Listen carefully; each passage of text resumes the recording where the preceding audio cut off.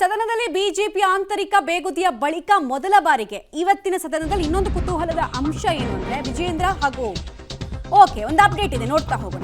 ಬೆಳಗಾವಿ ಅಧಿವೇಶನದಲ್ಲಿ ಸರ್ಕಾರವನ್ನ ಇಕ್ಕಟ್ಟಿಗೆ ಸಿಲುಕಿಸೋದಕ್ಕೆ ಪ್ಲಾನ್ ಆಗ್ತಾ ಇದೆ. ಅಧಿವೇಶನದಲ್ಲಿ ಸರ್ಕಾರದ ವಿರುದ್ಧ ಹೋರಾಟವನ್ನು ಮಾಡ್ತೀವಿ, ಪಕ್ಷಕ್ಕೆ ಮುಜುಗರ ತರುವಂತಹ ಕೆಲಸ ನಾವು ಮಾಡೋದಿಲ್ಲ ಅಂತ ಬಿಜೆಪಿ ಶಾಸಕ ಬಸನಗೌಡ ಪಾಟೀಲ್ ಯತ್ನಾಳ್ ಅವರು ಇಲ್ಲಿ ತನಕ ಸ್ಟೇಟ್ಮೆಂಟ್ ಅನ್ನು ಕೊಟ್ಟಿದ್ದಾರೆ.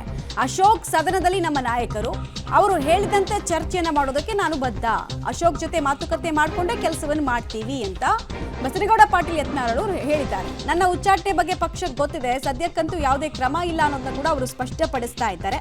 ಬೂದಿ ಮುಚ್ಚಿದ ಕೆಂಡದಂತಹ ಪರಿಸ್ಥಿತಿಯಲ್ಲಿ ಬಿಜೆಪಿ ಇರೋದ್ರಿಂದ ಮಾತಿನ ಲಂಘನ ಆಗುತ್ತಾ ಬಸನಗೌಡ ಪಾಟೀಲ್ ಯತ್ನಾಳ್ ಕಡೆಯಿಂದ ಅನ್ನೋದು ಪ್ರಶ್ನೆ ಇರೋದಿಷ್ಟೇ. ಸದನದಲ್ಲಿ ಏನಾದರೂ ವಿಜೇಂದ್ರ ವಿರುದ್ಧ ಮಾತಾಡ್ಬಿಟ್ರೆ ಹೆಂಗೆ?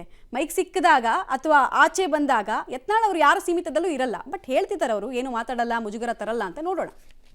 ಶಾಸಕರು ಮಾಜಿ ಕೇಂದ್ರ ಸಚಿವರಾದಂತಹ ಯತ್ನಾಳ್ ಅವರಿದ್ದಾರೆ, ಬನ್ನಿ ಮಾತಾಡ್ಸೋಣ. ಸರ್, ಅಧಿವೇಶನ ಪ್ರಾರಂಭ ಆಗ್ತಿದೆ, ಎಲ್ಲರ ಕೇಂದ್ರ ಬಿಂದು ಈಗ ಯತ್ನಾಳ್ ಅವರು. ನಿಮ್ಮ ಹೋರಾಟ ಯಾವ ರೀತಿಯಾಗಿ ಈ ಬಾರಿಯ ಬೆಳಗಾವಿ ಅಧಿವೇಶನದಲ್ಲಿ ಇರುತ್ತೆ? ಇದು ನಮ್ಮದೆಲ್ಲ ಸಾಮೂಹಿಕ ಹೋರಾಟ. ನಮ್ಮ ರಾಜ್ಯದಲ್ಲಿ ಕಾಂಗ್ರೆಸ್ ಆಡಳಿತಕ್ಕೆ ಬಂದ ಮೇಲೆ ಭ್ರಷ್ಟಾಚಾರ, ಒಂದು ರೀತಿ ಅಸ್ಥಿರತೆ, ಆಡಳಿತ ಸಂಪೂರ್ಣ ಯಂತ್ರ ಕುಸಿದೋಗಿದೆ.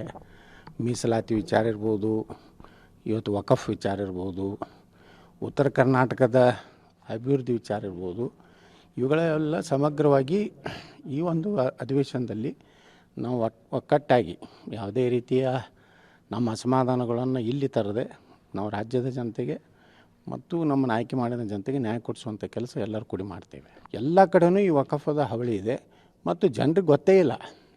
ಎಷ್ಟೋ ವರ್ಷಗಳ ಹಿಂದೆ ಅವ್ರ ಆಸ್ತಿ ವಕಫ್ ಅಂತೇಳಿ ಸೇರ್ಪಡೆ ಆಗಿದೆ. ಅದನ್ನು ಜಾಗೃತಿ ಮಾಡುವಂಥ ಕೆಲಸ ನಾವು ಮಾಡ್ತೀವಿ.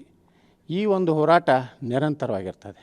ಸರ್, ಇನ್ನೊಂದು ಪ್ರಮುಖವಾದಂಥ ಹೋರಾಟ ಪಂಚಮಸಾಲಿ ಮೀಸಲಾತಿಗೆ ಸಂಬಂಧಪಟ್ಟಂತೆ ಈಗಾಗಲೇ ಶ್ರೀಗಳು ಮುತ್ತಿಗೆಯನ್ನು ಘೋಷಣೆ ಮಾಡಿದ್ದಾರೆ. ಸರ್ಕಾರ ನಿಷೇಧಾಜ್ಞೆಯನ್ನು ಜಾರಿ ಮಾಡಿದೆ ಈಗ ಸುವರ್ಣಸೌಧದ ಸುತ್ತಮುತ್ತ. ಅಂದರೆ ಹೋರಾಟವನ್ನು ಹತ್ತಿಕ್ಕುವಂಥ ಕೆಲಸವನ್ನು ಮಾಡ್ತಿದೆ. ಇದನ್ನು ಯಾವ ರೀತಿಯಾಗಿ ಯತ್ನಾಳ್ ಮತ್ತು ಸ್ವಾಮೀಜಿಗಳು ಇದನ್ನು ಟ್ಯಾಕಲ್ ಮಾಡ್ತಾರೆ? ಯಾವ ರೀತಿ ಹೋರಾಟ ಇದ್ರ ವಿಚಾರದಲ್ಲಿ ಇರುತ್ತೆ? ನೋಡಿ, ಇವತ್ತು ಸಿದ್ದರಾಮಯ್ಯ ಸರ್ಕಾರ ಒಂದು ಹಿಟ್ಲರ್ ಸರ್ಕಾರ ರೀತಿಯಲ್ಲಿ ವರ್ತನೆ ಮಾಡಕತ್ತದ.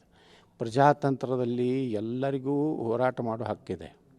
ಯಾವುದೇ ಹೋರಾಟವನ್ನು ಇವತ್ತು ಜಿಲ್ಲಾಧಿಕಾರಿಗಳ ಆದೇಶ ನೋಡಿಬಿಟ್ರೆ ಭಾಳ ಆಶ್ಚರ್ಯ ಅನ್ನಿಸ್ತದೆ. ಕೇವಲ ಪಂಚಮಸಾಲಿ ಹೋರಾಟ ಇಲ್ಲ, 50 ಪೆಂಡಾಲ್ ಕುಂಟ್ರು ತೊಗೊಂಡ್ರೆ ಅವರಿಗೆ ಸಂಬಂಧ ಇಲ್ವಾ? ಅಂದರೆ ಇವ್ರದ್ದು ಎಷ್ಟು ಒಂದು ದುರಂಕಾರದ ಪರಮಾವಧಿ. ಸರ್, ಕೊನೆಯ ಪ್ರಶ್ನೆ, ಯತ್ನಾಳ್ ಅವರ ಮೇಲೆ ಕ್ರಮಗಳು, ಈ ರೀತಿಯ ಚರ್ಚೆಗಳು ದೊಡ್ಡ ಮಟ್ಟದಲ್ಲಿ ರಾಜ್ಯದಲ್ಲಿ ಹರಡಾಡ್ತಿದ್ದಾವೆ. ಹೈಕಮಾಂಡ್ ಹತ್ರಕ್ಕೆ ಹೋಗಿದ್ರು, ಹೈಕಮಾಂಡ್ ಅವರು ಹೇಳಿದ್ದಾರೆ ನೀವು ಸಾಫ್ಟ್ ಆಗಿರಬೇಕು, ಜೋರಾಗಿ ಮಾತನಾಡಬಾರ್ದು, ಅನುಸರಿಸ್ಕೊಂಡು ಹೋಗಬೇಕು, ಈ ರೀತಿಯಾದಂಥ ಮಾತುಗಳು ಕೇಳಿ ಬರ್ತಿದ್ದಾವೆ. ಅದ್ರ ಎಷ್ಟರ ಮಟ್ಟಿಗೆ ಸರಿ? ಹೌದಾ, ಯತ್ನಾಳ್ ಅವ್ರ ಮೇಲೆ ಕ್ರಮ ಆಗುತ್ತಾ ಅಥವಾ ಹೈಕಮಾಂಡ್ ಏನಾದರೂ ಸಂದೇಶವನ್ನು ಕೊಟ್ಟಿದೆಯಾ? ಈ ವಿಚಾರವಾಗಿ ಹೇಳೋದಾದರೆ ಕೊನೆಯದಾಗಿ. ನೋಡಿ, ನಮ್ಮನ್ನು ಹೈಕಮಾಂಡು ಗೌರವದಂತ ಕಂಡಿದೆ. ನಮಗೆ ಯಾವಾಗಲೂ ಅವರು ಯಾವುದೇ ರೀತಿಯ ಎಚ್ಚರಿಕೆ ಕೊಡೋದಾಗಲಿ, ಹೊರಟು ಮಾತಾಡೋದಾಗಲಿ ಮಾತಾಡಿಲ್ಲ. ಎಲ್ಲ ಪ್ರೀತಿಯಿಂದ ಗೌರವದಿಂದ ಮಾತಾಡಿದ್ದಾರೆ. ನಮಗೂ ಕೆಲವೊಂದು ವಿಷಯಗಳನ್ನು ಹೇಳಿದ್ದಾರೆ. ಅದಕ್ಕೆ ನಾವು ಯಾವುದೇ ರೀತಿ ಪಕ್ಷಕ್ಕೆ ಮುಜುಗರ ಆಗದ ರೀತಿಯಲ್ಲಿ ವ್ಯಕ್ತಿಗಳ ಸಲುವಾಗಿ ಪಕ್ಷಕ್ಕೆ ಮುಜುಗರ ಆಗಬಾರ್ದು ಅನ್ನೋಂಥದ್ದು ಹೇಳಿದ್ದಾರೆ. ನಾವು ಅದನ್ನು ನಾನು ಎಲ್ಲರಿಗೂ ಮಾತಾಡ್ಕೊಂಡಿದ್ದೀವಿ.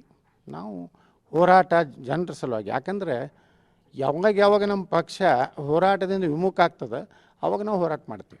Thank you so much. ಇದಿಷ್ಟು ಯತ್ನಾಳ್ ಅವರ ಮಾತು. ಕ್ಯಾಮರಾಮನ್ ಪುರುಷೋತ್ತಮ್ ಜೊತೆ ಶ್ರೀನಿವಾಸರಾವ್, ಪಬ್ಲಿಕ್ ಟಿವಿ, ಬೆಳಗಾವಿ.